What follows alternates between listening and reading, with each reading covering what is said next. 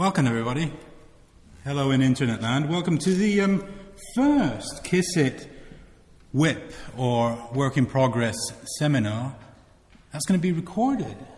And this is essentially the first KiSSiT podcast, one of many, I hope. Today, what we're going to be talking about with two wonderful guests here.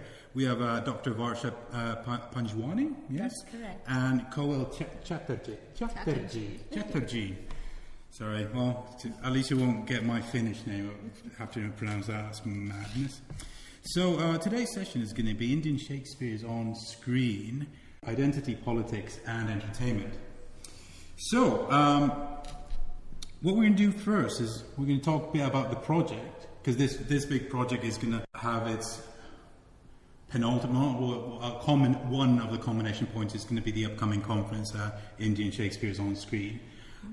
Which is on as the 27th to the 30th of April, with 2.5 days at Asia House in London, and then 1.5 day at the BFI at Southbank. Okay. That's correct. Yeah. Excellent. Well, this is first I'll introduce so that all of our audience knows who you are. So, Dr. Varsha Panjwani lectures at Boston University in London and is an honorary research associate at CREMS. Do you call it CREMS? Yeah, we just call it CREMS. It's the Centre for Renaissance and Early Modern Studies. Yeah, at the University of York. And that's where you lived before you moved to London. Yeah. And you lectured there at the Department of Theatre, Film and Television 2009 to 2013? That's right, yes. So Varsha's research focuses on the way in which Shakespeare is deployed in the service of diversity films and theatre, as well as publishing widely in leading international journals such as Shakespeare's Survey, and in forthcoming collections such as Shakespeare and Indian Cinema, the Diverse Bard. She's won prestigious research grants from the Society of Theatre Research and the Folger Shakespeare Library. Varsha is an academic consultant for a number of theatre and film companies, and is a regular reviewer for specialised journals and blogs.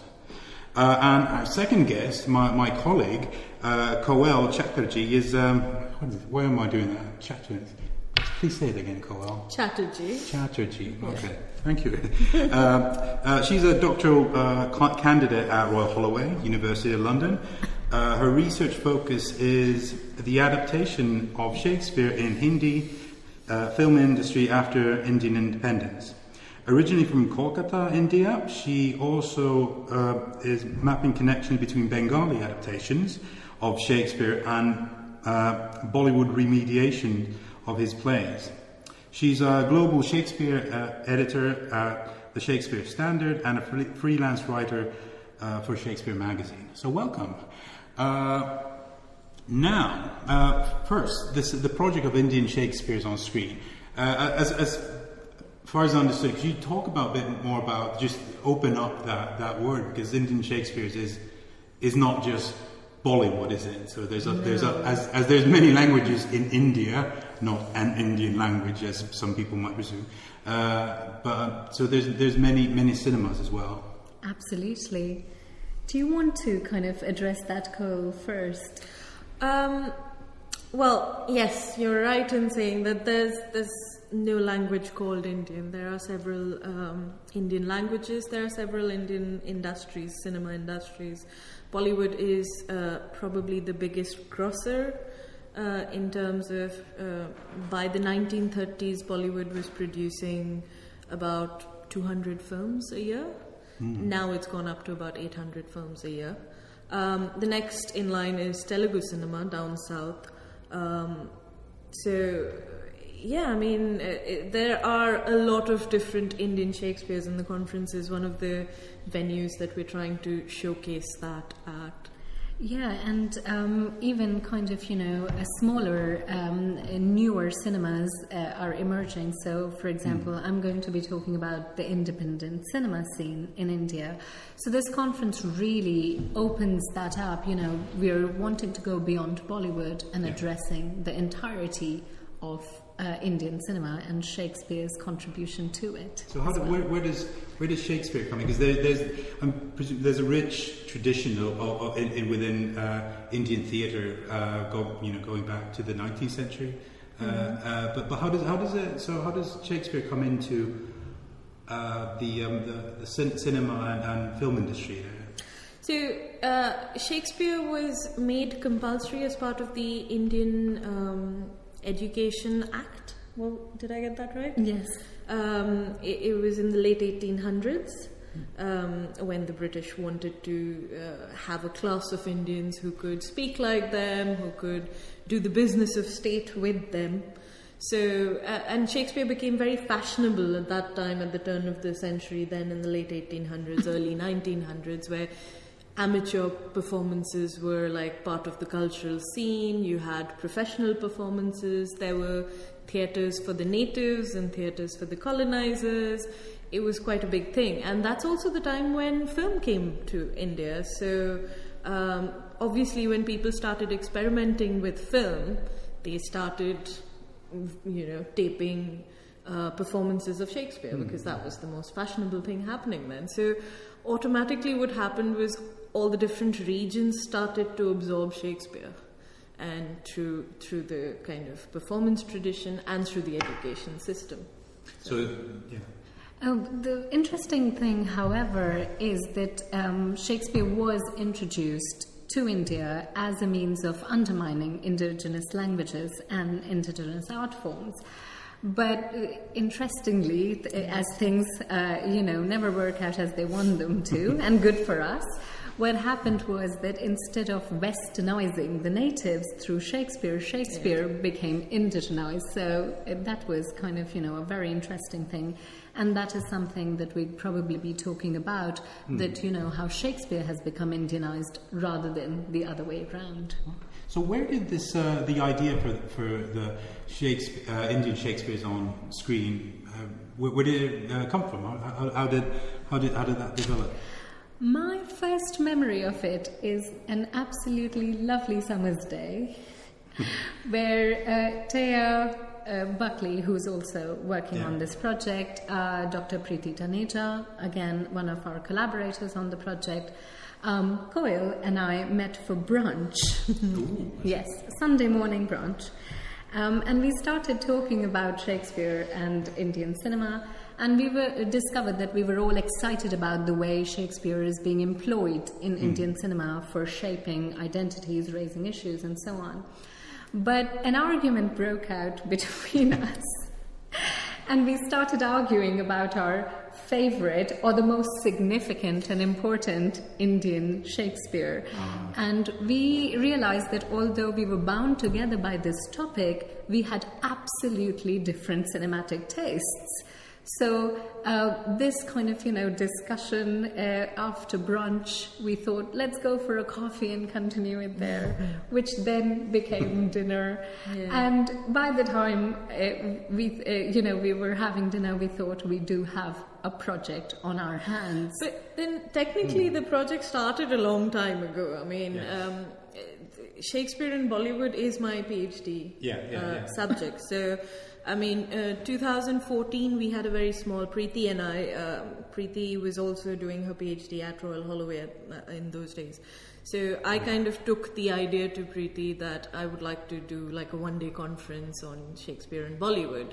And people were very excited about it because they were like, is there a connection? So that was the starting point that we decided to do it. And we had a one-day conference, and Varsha was there. She also presented at that conference. And Poonam Trivedi was our keynote speaker. She'll also be speaking at this conference. She's starting off the conference this year as well. For me it started a long time ago, but I thought I was the only geek who was passionate about the subject, and it was really nice finding three other people who were equally kind of into, trying passionate and argumentative about it. So it really came out of this sort of a situation of friction in a way, which blossomed into this sort of a whole new project. But I'm sure if it started out that way, it must have been very. There must have been ups and downs, and I was wondering what has been the. Has that tension been the most challenging part of the project, or presumably as a big project, just getting people flying them from all over the world, and is in itself a big challenge. Well, for me, the biggest thing is because I always wanted it to be a collaborative thing, where I work with other people in the field. So for me, the biggest challenge was the funding issue because, firstly, institutions seem hesitant about funding projects that they have to share credit with another institution for. But more importantly, like when I went to Royal Holloway, the English department, when I went to the head of the department and asked for funding, they were like, because you're a PhD student, we don't have any system in place where we can offer a lot of funding for an individual project. That's right. They wanted someone who was a tenured professor, for example, like my supervisor, who could be the name for the project. And then they could give us a lot more money, but, and I found that a little odd because, my research also belongs to Royal Holloway, even if I'm not a tenured professor. Preeti, in fact, used to belong to Royal Holloway as well. I mean, her research was also in Shakespeare and King Lear in an Indian context. So it was a little strange. I found that probably the biggest challenge because I didn't expect that challenge to come up. Ultimately, they did kind of support us and they gave us funding. We got quite a bit of funding. Yes. But the idea was that we would have gotten more if we were more closely associated with the department. Yeah, that's because as postdoctorates and postgraduates, we're all in this sort of very precarious situation where we're kind of within academia, but then outside. In between, the sort of we're on the threshold of what's happening. And there were other challenges, and mostly pertaining to funding, really. So kind of ideas everyone was very happy about and, was encouraging us to go on. And this is, nobody explicitly says it, but women-only projects are very difficult to kind of, get funding for. Maybe kind of... a lot of the times in academia as well, I would say, but more so in an industry context. If we would go to industries and, talk about collaborations and partnerships, it's hilarious the number of times if you see kind of, for youngish women starting a project, they start looking at you as PAs and secretaries rather than, academic collaborators for themselves. So that was a roadblock that we had to kind of, maneuver before getting funding for it. The other part, of course, was the geography of the project. It is about Indian cinemas, but it is in London. So we very consciously wanted that, and we can talk a little bit more about why. But anyone from India would say, well, why are we going to fund a project in London? In kind of, here people would say, well, it's all about Indian cinema. So why exactly are you asking, say, kind of, very British industries to fund it? So that was a little bit of a problem as well. I mean, we are lucky that Inox India, so Inox Leisure, gave us a lot of funding. We convinced them that it is worth their while to fund a project in London, but that was tough. So I think the funding has been the hardest. Yeah. So it's. I mean, besides this sort of glass ceiling that you get, and it must be sort of because you get this sort of dual angles of trying to make it work as a woman, and this is just hard for people might recognise that is a significant issue. But then there's also this sort of for Brits is a colonial sort of thing, or exotic. Not just colonial, but it's also sometimes still dismissed as exotic. exotic Shakespeare or you know, something that you're just using to sell Shakespeare with, instead of it being a Shakespeare film or a Shakespeare industry in its own right. So it could be like a marketing brand. It's like yeah. That kind of brings it to the sort of discourse of freak shows, doesn't it? So it's you know, as horrible as it sounds, you know, it's that they're making Shakespeare just because with India because it's a new thing or something. Yeah, and you know, often dismissed as Shakespeare with song and dance, as if it's something frivolous and not something that needs to be seriously engaged with, and that is one of the attitudes we really want to challenge. So how did you then choose these films? Because you do, you know, because you do want to kind of have that sort of separation, not just so it's not just Bollywood, because this is, you know, it is probably what the general public seems to think, that this is just Bollywood, whereas that's just one particular part of it. So how did you then go about choosing? Well, the films being screened at the BFI are Bollywood. Vishal Bhardwaj is possibly the only Indian Shakespearean filmmaker who has made an impact across the world. And he's also the only filmmaker in India who's worked on a trilogy. Right. So there is another filmmaker called Jairaj who works in Malayali films, which is a South Indian film industry. Thea Buckley is a specialist in that industry. But he's on his third film right now, whereas Bhardwaj completed his trilogy last year. So I approached him about, you know, wanting to bring the project not only as a director. I wanted the entire team, so the writers. I wanted to understand the adaptation process. And the thing about Bhardwaj is he works within Bollywood. He is a Bollywood filmmaker, but if you watch his films, they're very not Bollywood. And it's very global. I mean, his influences are people like Kurosawa, and so it's world cinema. So how does that come when you're watching those films? How does the for me who really hasn't seen much Bollywood or Indian cinema in general, what are those elements that you kind of consider to be this sort of a foreign influence or different, you know, Kurosawa? Would you? The kind of three films we've chosen, I mean, yes, Bhardwaj is the one who has done the trilogy, but they also show a fantastic range. I think it's also because he is working with different script writers with absolutely different kind of, you know, sensibilities and backgrounds. So the movies show a fantastic range. So I'll kind of give you an example of what we were talking about. So Maqbool, the one we're screening on 29th at the BFI. See you all there. An adaptation of Macbeth. Yes, an adaptation of Macbeth, which very much is like The Godfather meeting Macbeth.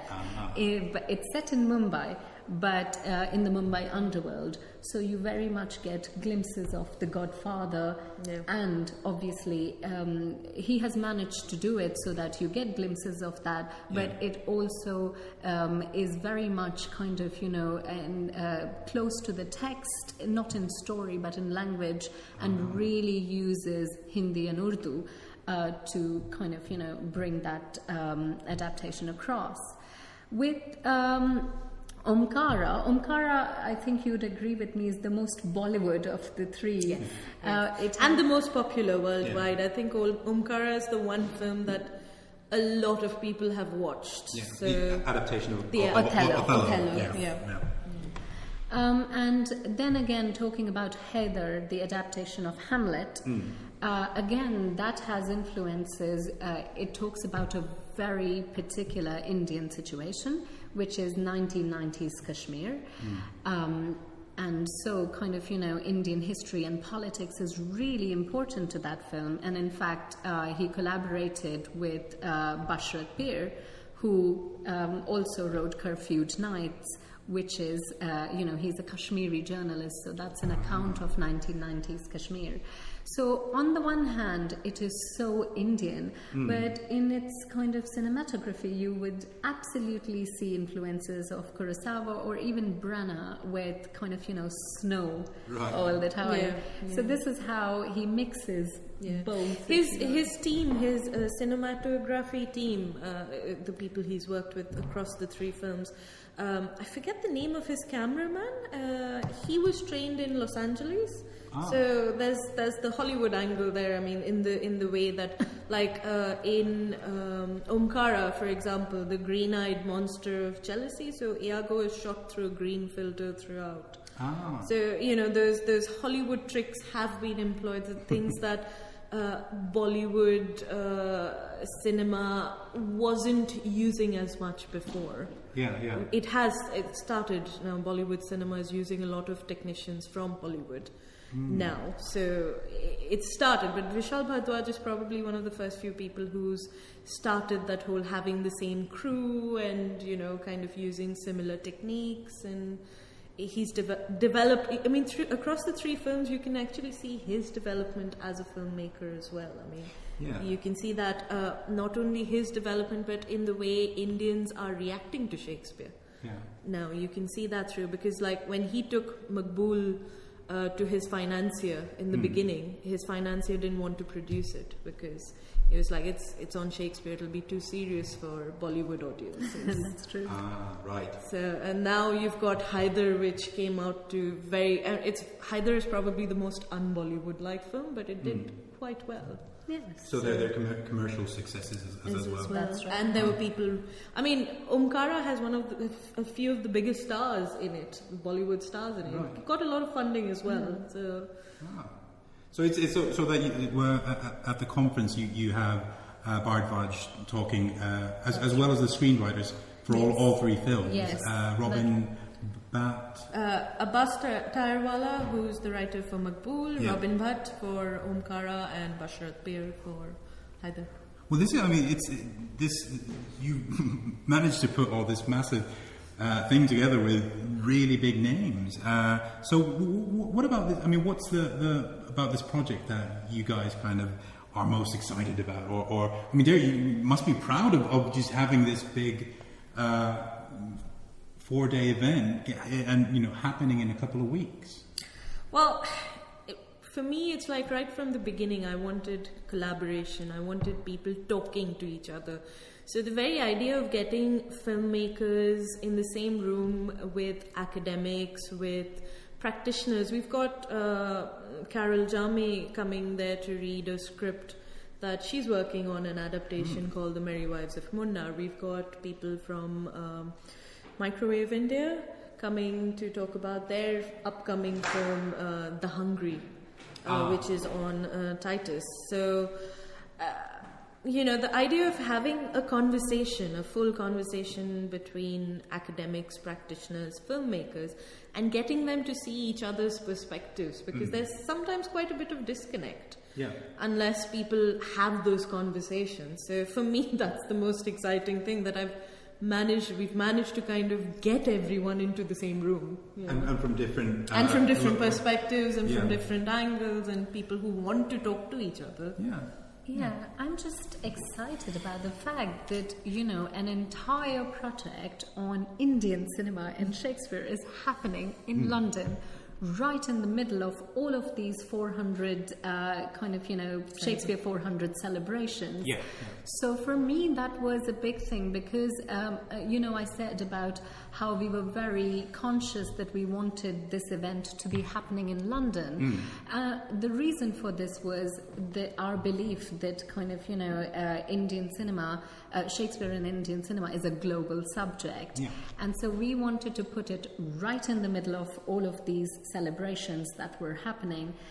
So I'm kind of excited about the fact that, an entire project belonging to that is happening in London, and we have an international audience and international delegates. Yeah, speakers coming from all over the world. So, it's very exciting. Yes. It's the place to stake your claim on Shakespeare, isn't it? And this is the year to do it. Yes. So, I mean, of course, this want to be a silly question, but I mean, if you were to say anyone would be listening to this podcast, or anyone in general, I mean, how would you sell, the conference and the screening? Why should they come? Well, the first question, whenever I tell people that my PhD is on the influence of Shakespeare on Bollywood, first question people ask is there a connection? That's like the standard, and I mean the last 4 years that's the first, and I've become so inured to it that I have my answers ready now. So that's why you should come. I mean, people should come and see the connection between Indian cinema, not just Bollywood, but Indian cinema and Shakespeare, because it's a deeper connection, I feel, than any other colonized country, for instance. It's sometimes even a deeper connection than British people have with Shakespeare. Right. Because I know in India, I mean, I grew up to hearing Shakespeare dialogue slipped into everyday conversation. And we're used to that. It's not especially erudite to know Shakespeare in India. It's like that commonplace. Right. So. I think people should come for celebrity spotting. Oh yeah, it has absolutely become a very starry conference, a very glamorous affair. We are very thankful for everyone who is coming. Vishal Bhardwaj, but all the 3 significant script writers, Abbas Tarwala, Robin Bhatt, Bashrat Bir. We also have Carol Jami, as you mentioned. We have Deborah Sarthe from British Council talking about the new kind of, Indian film. We have very kind of, significant academics. We have Poonam Trivedi from India. We have Diana Henderson from USA. We also have Mark Burnett, Bob White, Gil Harris, Madhvi Menon, and another kind of, fantastic range of speakers. So I think celebrity spotting is why people should come.